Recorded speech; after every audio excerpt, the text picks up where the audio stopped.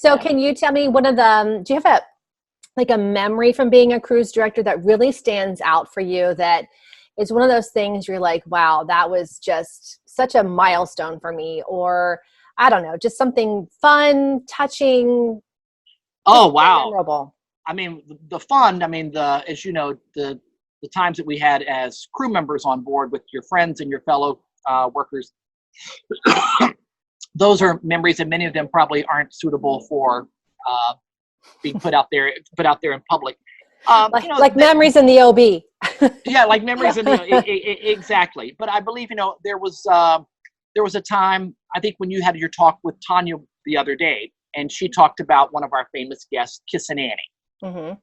And so I had the opportunity to sail with Kissin. And for people that maybe didn't see the previous talk that Yvette and Tanya did, Kissin was one of our customers on board. She usually did the world cruise, and every year, right? For like decades, this woman was sailing. Yep. Yeah. So, and Kissin loved to dance, and she would dance with anybody who was walking by. And if you made eye contact with her, you were going to be on the dance floor. There was just no way around it. And I got to the point, I promised Annie she'd get one dance a night. And so I would always, but as the cruise went on, I really built a great relationship with her. We'd be on the dance floor, and she'd be trying to teach me to dance. I had 2 left feet. She really did also. She wasn't that good of a dancer, but all you had to do was just rock back and forth with her, and she was happy. But we got to the point, like during the dance, I tell her, like, Annie, can I straighten your wig out? It's crooked and it's driving me crazy. And she's like, oh, sure, honey. Yeah, go ahead and straighten it. So we'd be out there on the dance floor, and I'd be like adjusting Kissin Annie's wig. And then I remember that I got invited into a very special club on board the ship that I didn't realize what an honor it was at the time. But Annie dressed to the nines every night. And on a 90-night world cruise, she had a different dress for every single night, as many of them do. What kind of cabin did she get? Because I mean, there's not a whole lot of storage space on. I honestly don't remember what her cabin was like, but she had problems. Not that you would spend time in her cabin. Actually, I did. That's what makes this story so special. Is Annie would get dressed every night, but due to her arthritis or whatever her reasoning was, she could not reach the zipper on the back of her dress. So she had some girls from the front desk, I believe the social hostess, they knew to go down to her room every day at 5 p.m. and she'd be ready, and you had to zip her dress. I got added to the rotation of people that could go to her cabin and zip her dress for her. So I would go down every night. Oh my God. It would be my night to go down and zip up Kissin Annie, make sure her wig was straight. And then, she'd be out for the night, and looking back on it, she's since passed away. Bless her heart. Looking back on it, I promised her one dance a night, and I know how much that one dance meant to her. It didn't mean that much to me at the time. Mm-hmm. Looking back on it, I probably should have given her a second dance some nights.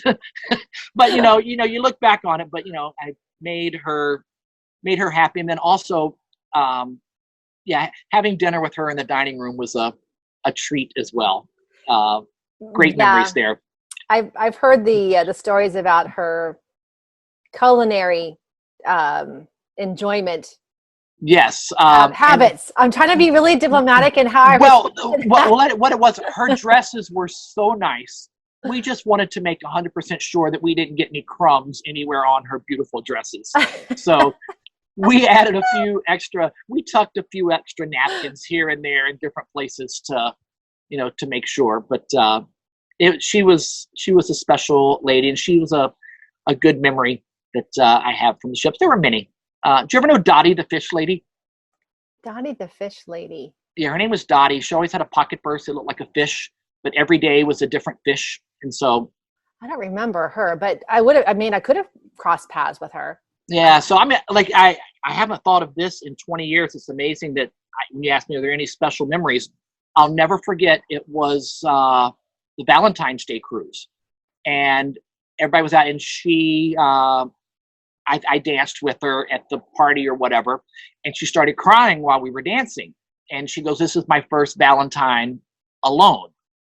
And I was like, "Well, you're not," I said, "But you're not alone. You're here with me." And she goes, "No, well, you know what I mean." I said, "Well, I do." I said, "But, I'm glad you're here, and thank you for the opportunity to dance with you." And then I remember the next night coming into the show, she goes, "Thank you so much. It was really nice last night to, have a dance and have someone else's company, even if it was only for a few minutes." And Dottie always sat, and she got to the show early, and she always sat in the very front seat right by the stage. But she always sat by herself. Mm-hmm. And so every night for the rest of that cruise, after I introduced the act, instead of going down and sitting off in my little chair off to the side, Yeah. I went and sat with Dottie every night, and she held my hand through every single show. And then as the cruise went on, people were going, "Is that your mother? Is that your grandmother?" I'm like, "No, she's just a sweet lady." And so, wow, I hadn't thought about that in a year, but I remember being Dottie's pseudo Valentine for a cruise. That's so sweet. Yeah, well, my sense of humor has got me in trouble a lot too. So Yeah, well. I try and find that balance between the two. So. Well, hey, but going back to Kissing Annie, do you happen to know how she got her nickname? I don't. I mean, I remember she loved to dance. I don't remember specifically, kissing her, or even, I don't know how she got that name, Kissin Annie, but I'm sure probably, maybe after each dance there was a peck on the cheek. I don't remember.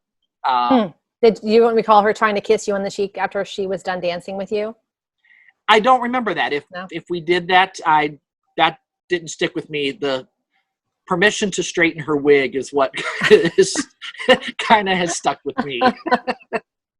Oh my God. When you were talking about Dottie and, sitting with her in the theater versus sitting over in the side table, because when I was much like you, that when I would intro the show, when I was cruise director, I would intro the show, come off the side stage or come off backstage and then go sit at that little table. And they always had a glass of water there for me, or sometimes a glass of wine, depending upon, what I had asked for. Yeah.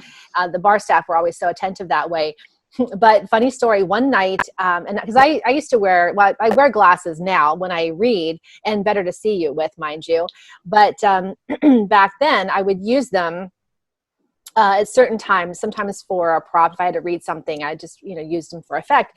So I had my glasses, and I had just gotten new frames. So I left them on the side table to go take the show off. And I came back. My glass of wine was still there. No one had touched that, but my glasses were gone. So I was like, oh my gosh, you gotta be kidding me. So I go to the bar staff and asking them if they'd seen the glasses. Nothing. Someone had lifted my glasses while I was on stage, of all people, to take the glasses, right? So the next day was Voice in the Bridge. So I'm up doing the Voice in the Bridge with the captain. I'm doing the rundown of all the, the events and activities from the entertainment side. And in my closing, I said, for the person who mistakenly borrowed my glasses last night, can you please return them to my office, because the captain has asked me to drive tonight and I can't see without them. Did you get them back? I did. Oh my God. Did they leave them anonymously, or did they come in and anonymously? Nope. When I got back to the office later that day, there they sat in the middle of my desk waiting for me to come back in. Oh my God. What a great spin on it, though, without accusing anybody. No, I had no idea who did it. I mean, it could have been another crew member. I don't know, could have been a passenger. Again, another example in diplomacy and things we learn working on a ship. So. Oh my gosh. Yes. Because you can't, and I don't know about you, but I was always very conscious of what I would say, tried to be as conscious as possible, because, you don't know who's listening to you when you're on the microphone. You don't know how someone's going to receive what you say. And it can really set people off sometimes, Oh, I have an example of that where I set someone off, and unfortunately they were from the corporate office in Seattle. Oh, no. Yeah. So, all right. So, at the end of every cruise, the cruise director does the disembarkation talk. Mm-hmm. And we all have our little spiel that we do on board. And at the end of mine, I think a lot of us do a variation on kind of the same theme. But, you talk about, how cool it would be if, the world were like a cruise ship. People come on, different religious beliefs, different political beliefs, rich people, not so rich people, tall people, short people, fat. Well, on this particular cruise, we had an LGBT group on board. And so, when I was doing my comparisons, we have Republicans and Democrats, we have, short people, tall people, we have people from the United States, people from Europe. I said, we have gay people, we have straight people. I just threw it into this lump. I mean, things before and things after. I got raked over the coals for using the gay straight analogy in my disembarkation talk. And it got back.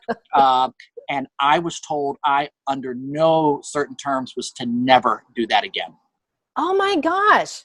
Can you believe that? Yeah, that actually happened. And that came from corporate? Did a guest complain about it? No. It was a person from corporate office who was on board that watched my disembarkation talk. And it wasn't anyone from the entertainment department. So it wasn't bad at all. But yeah, I actually... because, remember we had to send in our VHSs of our disembarkation talk? Yeah, every single week we did. Oh my gosh, yes. And I never, ever once got a comment on any of my disembarkation talks that, I wonder if they ever really watched those things. Because, by that point we had, 8 or 9 ships out there. Do you really think they sat through and watched 8 or 9 disembarkation talks? But I guess they decided to watch that one. Maybe the reason why they watched it was because your ratings were so good, and they questioned why your ratings were so good, because that happened to me more than once, that they would come back and say, well, what did you do different? Well, I didn't do anything. And here's the thing with me is, again, we all have a script that we kind of have to follow. Mm-hmm. But if you videotaped every single one of my disembarkation talks, my little farewell, let's all group hug together thing at the end. Love in any language.